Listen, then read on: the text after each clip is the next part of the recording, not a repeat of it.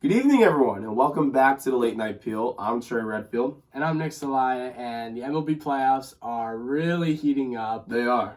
Along with just football season being great as usual. And also, honestly. real quick, hey, shout out to the Bruins. You know, the NHL season just started. We don't really cover the NHL much, but hey, we won last night. We're 3-0. We just beat beat Vegas in their place in the T-Mobile Arena. So shout out the Bees. Keep it up, you know. I'm hoping to start getting into more hockey as well, you know. Yeah. Also trying to learn how to skate without a chair for once. So I'm used to, the pushing the chair. Yeah. Right, yeah, I feel that. Yeah, but anyways, on to the sports that we cover. Let's go to the MLB. So the postseason has been very, very exciting lately. And there's only been one team that has cracked their ticket into a league championship series, and that is the New York Yankees. My pick to win the World Series. Somehow, my pick to win the World Series.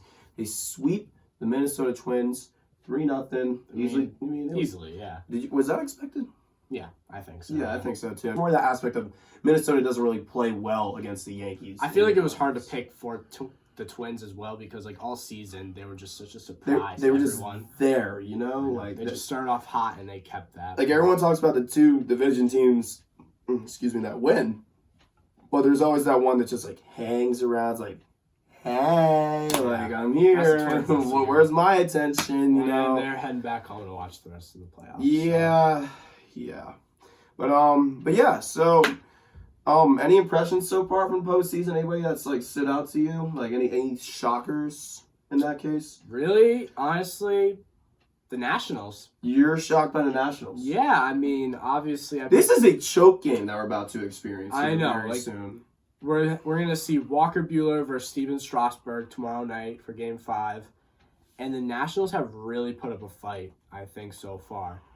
The Dodgers were my pick to win the World Series. I thought this team was the best out of the last 3 years where they've made the World Series. And surprisingly, the Nationals are putting up a fight. And I'm impressed. They are putting up a fight. Yeah. And also, the Tampa Bay Rays have actually had more than 5 people in their stadium.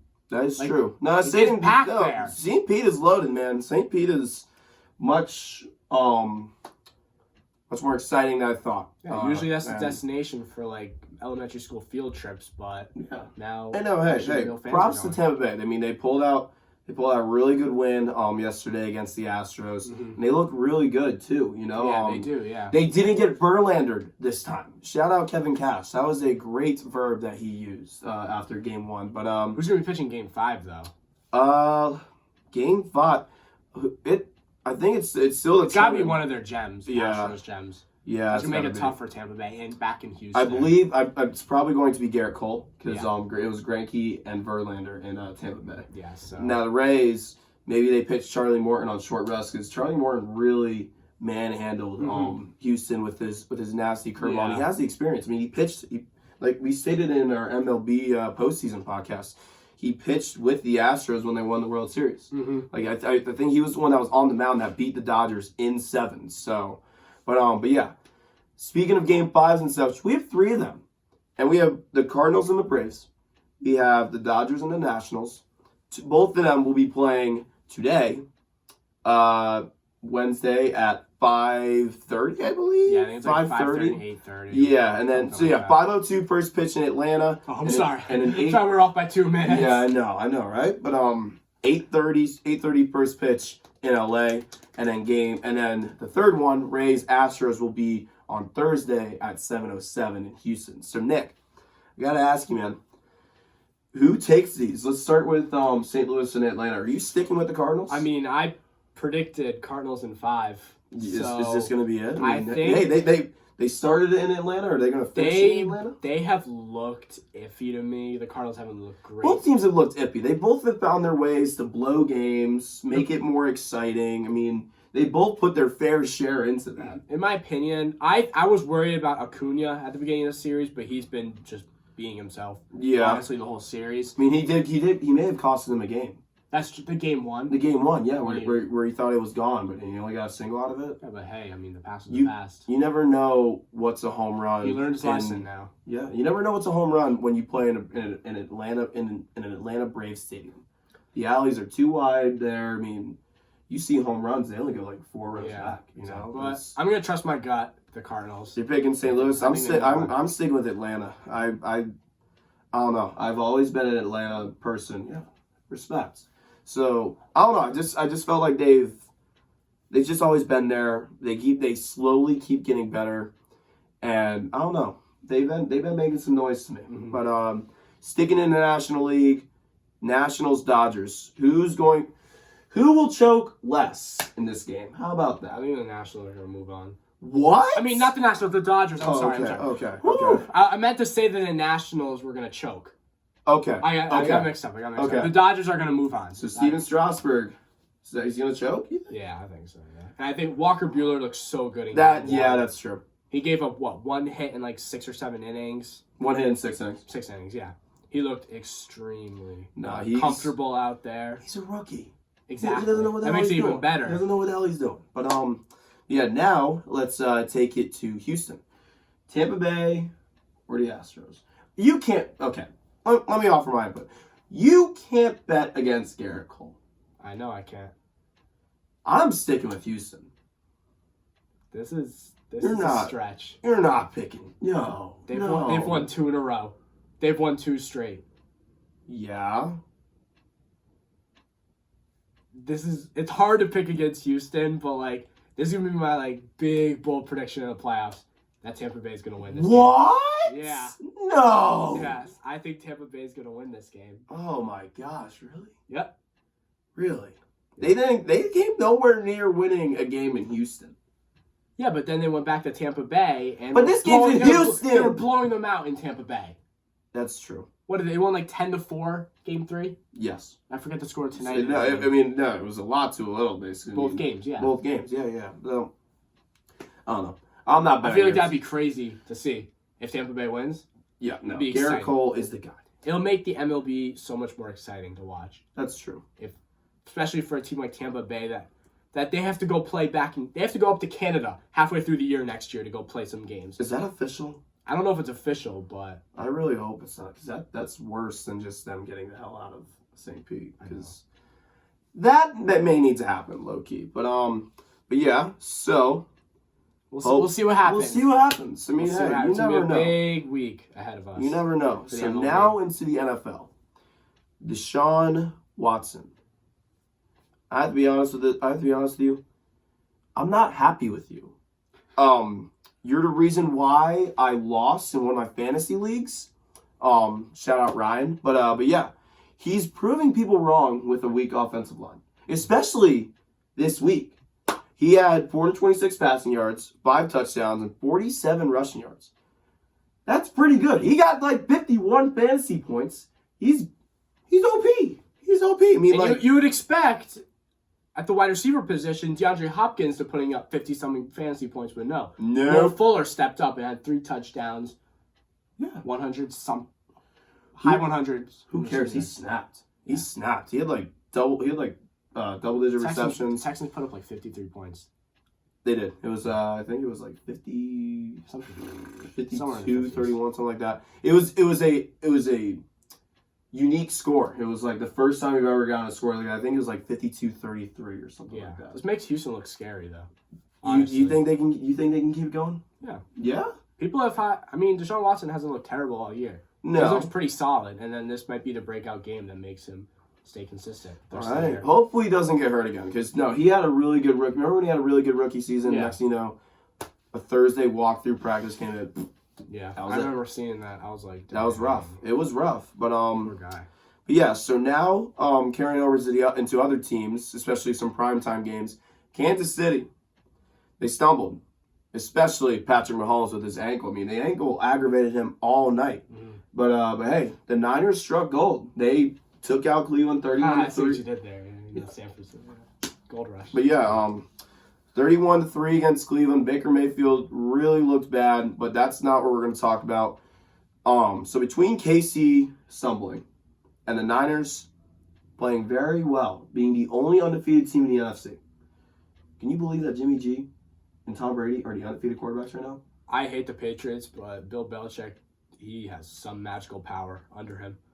And Kansas City lost to Indy. Indy's a good football Their team. quarterback's Jacoby Brissett. Where did he come from? North Carolina State.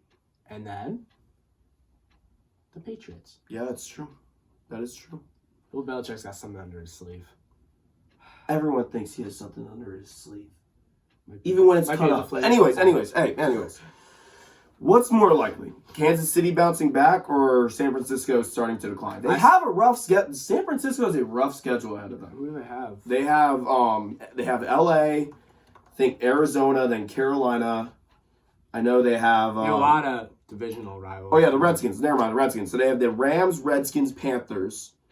Some crummy team again. And then they also have the Seahawks. So what's more likely, you think? I still think that it's going to be the Chiefs who bounce back. Really? Yeah. You're not buying in on San Francisco yet? No. I mean, they looked really good against Cleveland. The key to that game, they won 31-3 on Monday night, was they absolutely just exposed Cleveland's awful rush defense. Yeah. They just kept running and running the ball. They opened up the gates. Who was it with an 80? Matt Breida. Matt Breida with an 82-yard rush. Yeah. Right out the gates. But the thing with Kansas City is they have so many weapons, and they still have Kareem Hunt coming back week 8 for extra help. That's true. So Nick Chubb is still really good. It's hard to bet against Kansas City, really. They lost by a touchdown. They did lose by a touchdown. That's true. I mean, they definitely could have put up more points against an Indianapolis team, but I mean, here's my thing: if you give the Niners one more game, I'd say, and if they end up coming into Los Angeles and they beat the Rams, giving them a 2-game losing skid, or no, the Rams three. Yeah, 3. I mean, if they do that, then I would turn the tables. But I think. I don't know. I'm not in on San Francisco yet, which is going to make me think KC's going to bounce back. Yeah, and the thing with San Francisco is if they win this weekend against LA, they have the Redskins, the Panthers, and the Cardinals. So they don't have a tough matchup for another month until Seattle. Carolina's good. They're dude. You don't think they're that good? In San Francisco, though. Yeah, I know, but still. It's just with Kyle Allen. It's still. Come on now. Who gives a damn about Kyle Allen? What if he's benched by then? He's not going to be benched. He's a good quarterback. What if Cam Newton comes back? He's not. What if Kyle Allen gets hurt? No. This is the season of QBs just getting hurt. No. We just saw, what's his name? Mason Rudolph. Yeah, but Kyle Allen's smarter than that. Kyle Allen's more of a pocket passer than really Mason Rudolph is. He's more. Dude, Kyle Allen has Christian McCaffrey, bro. Like. Who else? Doesn't matter. It doesn't matter. Okay. It doesn't matter. Okay. We talked about this like on our spare time or earlier in the week, but Christian McCaffrey is already a top 5 Panther. That's going to be a tough game for Cincinnati. Yes. Okay. Oh hell yeah. But props to his dad for blessing him. Yeah. Bronco Nation. But yeah, no, I think Carolina's a tough opponent. But anyways, I still see KC bounce back more than the Niners. Me as well. More than the Niners striking goal even more. So. But yeah, let's get into some predictions. Picking the 5 best games of the week that we thought. So let's start with the Thursday night game. The Giants and the Patriots. The Giants, man. Daniel Jones is in for a treat. I'll tell you that much. Yeah, he doesn't. No, New England. It's not. They haven't given up a passing touchdown yet, right? No, they haven't. There's really. It's not gonna go in their favor again, New York, because they don't have Saquon Barkley, they don't have Wayne Gallman, they don't have Sterling Shepard, they don't have Evan Ingram. So you go with Golden Tate. And I don't see Golden And he's going up against Stephon Gilmore. Oh my God, no, dude. New England by 1 million. Yeah. It's gonna be like, if we have to get real. What's the line? Do you know? I think it's like 14.5, 15. I feel like every game for New England this year has been double digits. Yeah, because they've been playing crappy teams, but don't get me wrong, New England is a great football team. New England is a really good football team, but they haven't played the best schedule yet. Mm-hmm. I mean, still, their defense is really good, historically good. Yeah. Which I think they're only going to score 3 points. So, we'll see. Hey, Daniel Jones may be that quarterback that the Patriots make him look good. He could really just prove himself in this game. Could be. We'll see. Who knows? I'm picking New England either way. What about you? New England. Simple. Seattle and Cleveland now. I know. I was giving some praise to Cleveland a couple weeks ago, saying, oh, they're fine. They got plenty of talent. but they just got smoked. Hot by the sight, Niners. boy! Seattle is turning up lately. Yeah, that's a good football team up there in the Northwest. Team. I think Seattle's going to pull this one out. Dude, I think Seattle's going to pull it out too. I think easily. I think they're going to win by at least a couple touchdowns. Really? Yeah. Really? Yeah, honestly, I can agree with that. I'm on board with that. I'm going to take Seattle by a couple touchdowns as well. I mean, hey, everyone thinks Russell Wilson's not a passing quarterback, and we keep talking about it. And I'm going to newsflash you again. He's a passing quarterback, all right? He has Tyler Lockett. Doesn't matter if it's Tyler Lockett or not. The kid's good. Lockett's making him look good, though. Did you see that catch against Los Angeles? That was OP. How the heck do you make that catch? I wouldn't make that catch. I wouldn't either. Hey, Seattle by a lot. Yeah. New Orleans and Jacksonville. Teddy B comes to Jacksonville, faces the Minshew Mafia. What do you think? New Orleans going to pull this one out. What? No. Yes. No. Give me a break. You're betting against them again? Yes. How? Dude. Really? I don't know. I wasn't believing in Teddy Bridgewater at first, but he hasn't lost yet as a starter. So that's true. I'm impressed. And Michael Thomas went off last week. It was about time. He has had such a slow start to the season, but this past week with 2 touchdowns, I think it was like 180-something yards. He had double-digit receptions again. Yeah. So if he gets rolling, if Kamara gets rolling even more, and Bridgewater stays comfortable, I don't see New Orleans losing. Yeah, it really depends on if Jalen Ramsey is going to be back this week. You know, I mean, I heard him. I haven't heard any updates lately. No, not. I mean, it's been pretty quiet. He doesn't want to be there. But hopefully, I think Jacksonville's going to win this game, and when Jacksonville wins, I really hope Jalen Ramsey starts to believe that this can be a winning football team. This team has a very good capability of making the playoffs. Mm-hmm. I mean, it's going to be a dogfight with the Colts and the Texans. It's shaping out to be a really good division in the AFC South, and I think Jacksonville's going to help out with that with a win in Duval County. Mm-hmm. But now, staying in the NFC South or AFC, pardon me. Houston and Kansas City. That is a good game. We've been talking about both the Texans and the Chiefs. Who you got? I'm feeling this is going to be a high-scoring game. Very. I feel like Mahomes hasn't had a touchdown pass in 2 straight games. Unbelievable. So. Oh no, he got a touchdown pass Sunday night. His scrambling. Oh, that's right. There was just one. It was one. He's had one in the past 2 games, which is not Mahomes. Not Mahomes like at all. But I feel like this is the game he's going to turn things around and is going to go off. I can agree with that. Can I say this game's going to be a tie? No. There's no way it's going to be a tie. Whoever gets the ball in overtime first, whichever quarterback's out there, he's going to sling it downfield, and they're going to get right in field goal range. I don't know. I'm kind of feeling like Kansas City, especially at home, is going to win this game. Yeah. I feel like the home field advantage gives them the edge in this one. I can agree with that. But now, talk about the Niners. Talked a little bit about the Rams.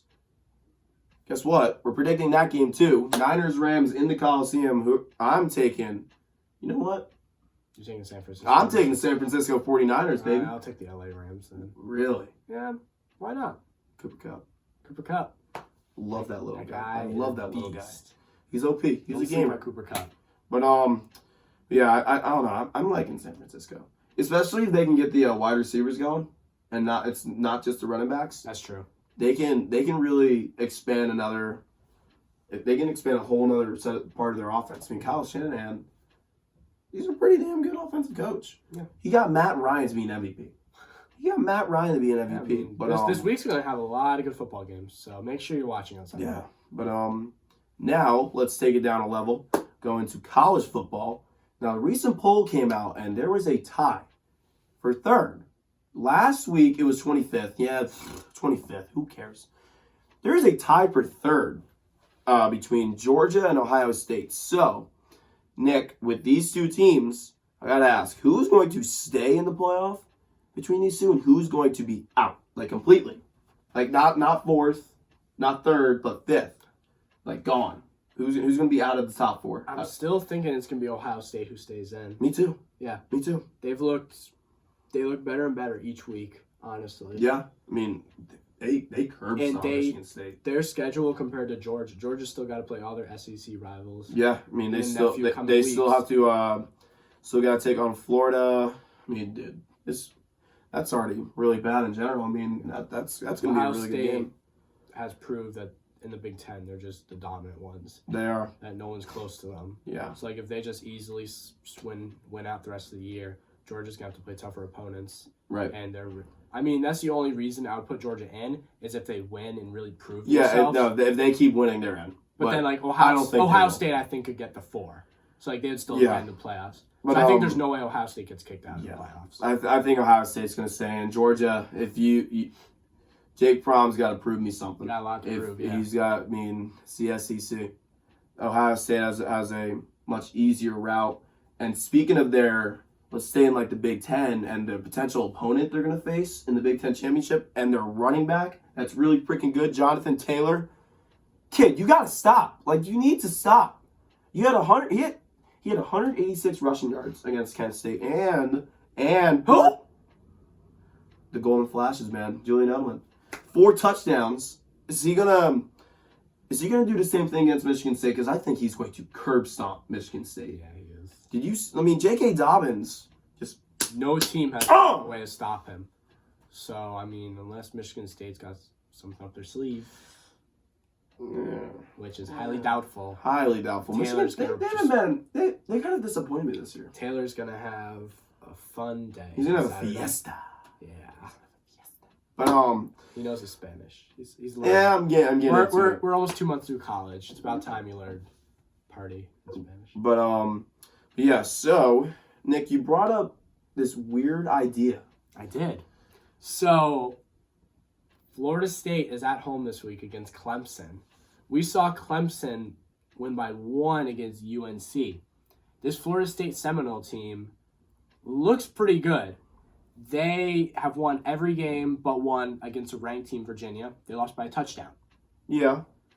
And I was watching some highlights from the Florida State NC State game, and just their offense looks strong.